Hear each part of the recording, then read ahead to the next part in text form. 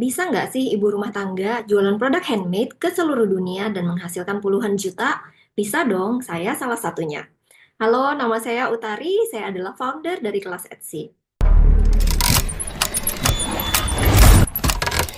Jadi ceritanya dulu awal-awal saya mulai jualan di Etsy itu saya masih jadi ibu rumah tangga. Jadi dulu saya kerja kantoran, kemudian saya punya bayi, habis itu saya stay at home. Dari situ kemudian saya suka punya banyak hobi ya, jadi kayak buat crafting, DIY, dan saya paling suka banget itu menjahit. Jadi saya dulu juga menjahit baju-baju buat anak saya sendiri, buat bayi sendiri gitu ya. Lalu mulai coba-coba untuk dijual.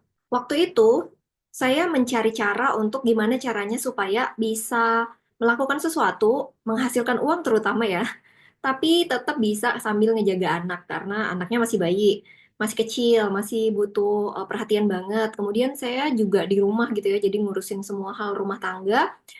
Mungkin punya waktu luang sedikit-sedikit pas bayinya lagi tidur siang atau pas ada waktu luang di antara sela-sela melakukan pekerjaan rumah tangga gitu ya. Jadi awalnya adalah mau cari cara gimana supaya bisa menghasilkan uang tanpa meninggalkan rumah dan meninggalkan kewajiban sebagai ibu rumah tangga. Nah, jadi waktu itu saya jualan di berbagai macam platform online. Sampai kemudian saya menemukan Etsy, saya belajar secara otodidak tentang Etsy. Waktu itu belum banyak banget yang share tentang Etsy. Dan waktu itu Etsy juga masih kecil banget gitu ya, jadi belum sebesar sekarang. Jadi dari situ saya mulai perjalanan saya jualan di Etsy. Waktu itu saya juga masih jualan di platform yang lokal, termasuk di Etsy juga, plus nyoba-nyoba segala macam marketplace yang lain. Ada banyak cerita suka duka, terus belajar gitu ya, trial error, karena waktu itu juga belum fokus banget sama Etsy, jadi belum fokus juga sama produknya sendiri, masih lebih banyak ngurusin anak aja, ngurusin anak dan rumah tangga. Tantangannya yang paling besar mungkin ya waktu itu adalah gimana ngatur waktu, kayak antara memproduksi produk, membuat barang, menjahit kalau di saya ya, kemudian sambil belajar Etsy-nya juga, sambil ngatur waktu untuk bayi yang bener-bener nggak punya jadwal tetap gitu ya, kayak mungkin tidur siangnya ntar tiba-tiba terbangun atau masih mau main atau tiba-tiba anak sakit gitu ya. Jadi manajemen waktu itu bener-bener tantangan yang paling besar waktu itu. Bahkan ketika saya baru mulai di Etsy, mungkin hampir 3 tahun, saya itu cuma trial error aja. Jadi nyoba ini caranya begini, kemudian nyoba lagi yang lain, apakah produk ini lebih laku daripada produk yang itu, dan riset market. Jadi waktu saya lebih banyak dihabisin di bagian itu. Kemudian tantangan yang kedua adalah bagaimana supaya tetap semangat jualannya, karena apa ya, kita kan ibu rumah tangga udah capek ya, capek ngurusin segala urusan rumah tangga gitu. Jadi ditambah lagi dengan kita mau mau buat sesuatu, mau jualan di Etsy, mau buat produk gitu ya. Jadi itu tuh motivasinya jadi kurang. Nah, itu menjaga supaya motivasi itu tetap ada, itu challenge banget. Jadi saya juga pernah kok merasa capek banget, kemudian nggak mau jualan lagi. Bahkan saya pernah nutup toko saya gitu karena waktu itu penjualan pertama saya di Etsy itu ada yang komplain. Jadi baru baru jualan pertama kali, terus tiba-tiba penjualan pertama itu karena belum belum pengalaman ya, nyampainya lama gitu. Kemudian orangnya komplain karena saya bilang nyampainya sekitar 10 hari, ternyata nyampainya lebih dari 2 minggu. Kemudian customernya komplain dan ngasih saya review bintang 1. Jadi pembeli pertama langsung dikasih review bintang 1. Nah, saya langsung putus asa tuh waktu itu. Jadi nggak mau lagi jualan di Etsy, mikirnya kayak Etsy bukan buat saya nih, not for me gitu. Jadi akhirnya saya tutup tokonya, terus ngambek lah, kayak tantrum gitu kali ya. Ngambek selama hampir 3 bulan, saya nggak jualan lagi di Etsy. Jadi saya jualan di platform lain yang saya rasa lebih mudah gitu, kayak platform yang lokal ya. Kemudian yang di Etsy-nya saya tutup. Setelah healing, saya coba belajar lagi Etsy lebih baik gitu kan. Sekarang kan saya udah tahu nih, oh ternyata pengirimannya cukup lama nih. Jadi saya mesti kasih jeda waktu pengiriman. Misalnya di pengiriman kan ditulisnya 10 hari udah nyampe, tapi ternyata bisa sampai 14 hari, sampai 21 hari kadang-kadang. Jadi saya buat pengirimannya itu antara 14 sampai 21 hari gitu. Jadi customernya nggak komplain karena udah dikasih tahu di depan. Itu mungkin untuk dukanya. Nah, untuk sukanya sendiri atau keberhasilan yang pernah saya lakuin di Etsy itu mungkin pas yang dulu ya, pas awal-awalnya jualan mungkin ada satu yang beli, kemudian ada dua gitu, itu makin happy. Lalu sebulan mulai stabil nih, ada 3 sampai 4 orang yang beli sebulan.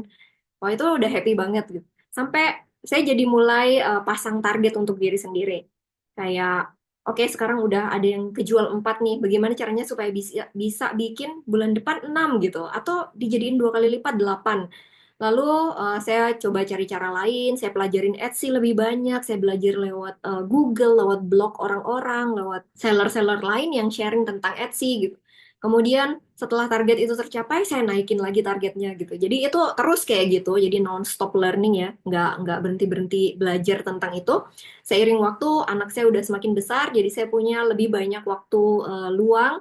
Misalnya pas dia sekolah, sambil nungguin dia pulang sekolah, saya belajar tentang Etsy. Saya mulai buat Etsy. Ketika saya sudah mulai confident sama Etsy dan penjualan udah mulai stabil, saya ngebuka toko saya yang kedua. Nah, kali ini saya ngebuka toko yang kedua itu udah pakai strategi nih.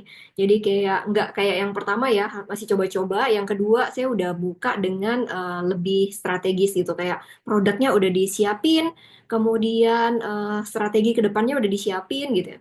Nah, mungkin pada pengen tahu ya, strateginya apa sih gitu. Waktu itu, karena masih simpel banget, cara berpikir masih simpel, zaman itu digital marketing juga masih simpel banget, yang saya lakuin cuman membuat listing sampai 100 untuk dipublish satu listing per hari selama 100 hari. Jadi itu selama 100 hari, hampir 3 bulan ya, itu non-stop setiap hari saya publish listing yang baru. Tapi ada yang nanya kan, gimana kalau misalnya listingnya nggak sebanyak itu gitu. Ya jangan jangan khawatir, listing saya juga nggak sebanyak itu. Tapi misalnya ada yang punya variasi, itu saya buat jadi listing baru supaya kelihatan banyak aja. Waktu itu algoritma Etsy memang memprioritaskan listing-listing yang masih baru. Jadi kalau kita buat listing baru, toko kita apa ya ranking SEO-nya atau skor SEO-nya bisa naik. Kemudian saya buat itu jadi ditambah dengan mengoptimalkan kata kunci, mengoptimalkan listing, belajar ngebuat foto yang lebih bagus gitu ya, yang lebih menarik, yang bikin customer pengen ngeklik apa ya produk kita gitu. Jadi habis itu dari situ ternyata strateginya lebih cukup berhasil. Saya di bulan pertama udah langsung penjualannya udah langsung naik.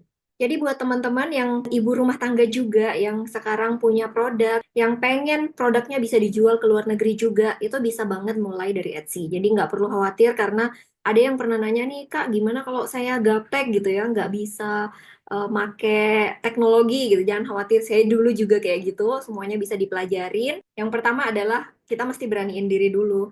Habis itu, kita perlu riset market. Jadi, supaya jangan sampai produk yang kita jual itu ternyata bukan produk yang dicari sama customer di luar negeri. Kadang-kadang kan kita percaya diri ya, produk kita nih bagus, pasti laris akan pasti bakalan laku kalau dijual gitu. Nah, itu pentingnya kita lakuin riset market dulu supaya kita tahu produk apa yang dicari sama orang-orang di luar negeri, terus supaya kita juga tahu produk kita yang kita buat ini apakah diinginkan sama calon customernya di luar negeri. Jadi kita bisa ngelakuin riset market langsung di Etsy karena Etsy udah nyediain semuanya di situ untuk riset market supaya kita bisa tahu nih produk apa aja yang dicari sama orang, produk apa aja yang disukai sama orang dan apakah produk kita juga sellable atau bisa dijual gitu ya ke luar negeri dan dicari sama orang-orang di luar negeri sana. Nah, untuk lengkapnya gimana caranya ngelakuin riset market itu ada saya buat di kelas saya yang basic. Jadi di kelas Etsy yang basic, di situ saya ngajarin tentang gimana caranya kita riset market dari awal. Jadi nanti akan saya jelasin juga mungkin ya di video YouTube covering tentang riset market ini. Kemudian yang ketiga itu kita harus sedikit-sedikit ngerti lah ya tentang digital marketing atau pemasaran digital supaya kita nggak cuman kita buat produk terus kita listing ke Etsy abis itu udah gitu ya karena masih ada banyak hal lagi yang harus dipelajarin lainnya kayak kita harus optimalkan kata kunci, kita harus buat produk kita supaya apa ya fotonya menarik gitu ya supaya orang-orang tertarik untuk lihat produk kita. Enaknya jualan di Etsy itu untuk saya yang ibu rumah tangga tadinya ya itu karena fleksibilitas waktunya. Jadi kita kan ibu rumah tangga sibuk ya ngurusin anak, ngurusin rumah gitu ya, ngurusin hal-hal kayak nyapu, ngepel, cuci piring dan lain-lain. Jadi di Etsy kita tuh bisa ngatur. Kita tetap butuh waktu untuk ngerjain Etsy, tapi kita bisa atur waktunya lebih fleksibel. Misalnya pas malam-malam anak udah pada tidur, kita terpaksa begadang gitu ya. Jadi untuk ngerjain Etsy atau pas mereka sekolah misalnya. Jadi tapi kita tetap harus meluangkan waktu.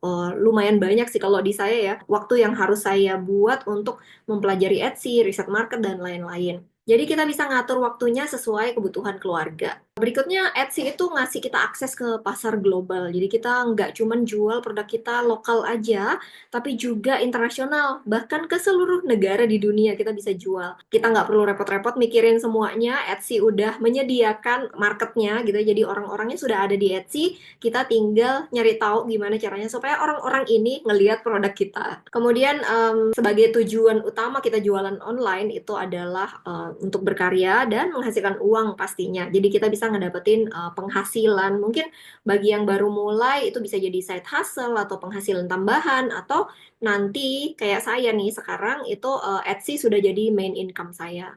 Nah, jadi buat teman-teman yang ibu rumah tangga juga seperti saya yang pengen jualan produknya sampai ke luar negeri dan mungkin dapetin penghasilan tambahan atau mau jadi kayak saya juga supaya bisa jadi penghasilan utama, itu boleh banget mulai dulu nih sekarang untuk memberanikan diri jualan di Etsy.